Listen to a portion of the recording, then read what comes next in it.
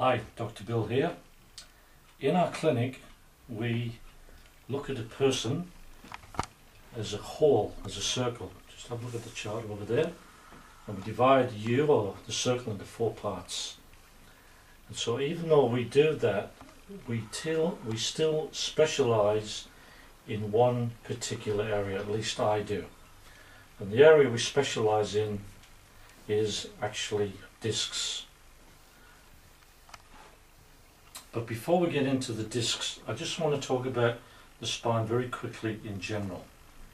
Your brain communicates with virtually every cell in your body through the nervous system. You can see here a chart where on the right it has the brain depicted and the spinal cord coming down and all the nerves branching out, going to all parts of your body.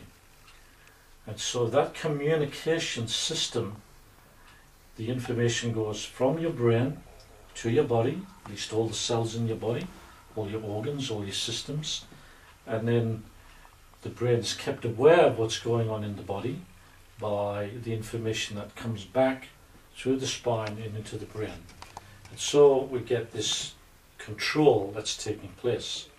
Now it's the job of the spinal column, as we see here, and the skull which sits on top, to actually protect the spinal cord which runs down the inside and the nerves that come out through the openings. So that's your job of your spinal column. Now, of course, if you get any sort of problem in your spine, a mechanical problem, it can affect the function of the nerves. And when the nerves become affected, whatever part of the body that nerve goes to can also be affected too. So when we look at the spine, we don't just look at a mechanical problem, we also look at the effect functionally on the rest of the body. And you can get a number of different types of problems in your spine. First type of problem you get is what we call a subluxation. And that's where one of the vertebrae may go out of alignment and cause pressure on a nerve. Now whenever you get any type of problem in the spine, it doesn't just affect the nerve at that area, it can actually affect the joint. Same as when you get an injured knee or an ankle or a shoulder, you can actually get damage to the joint or that part of the joint in the spine, damage to the soft tissue, ligaments, muscles, etc. So we have a subluxation, we have damage to the muscles or the ligaments, which we call soft tissue.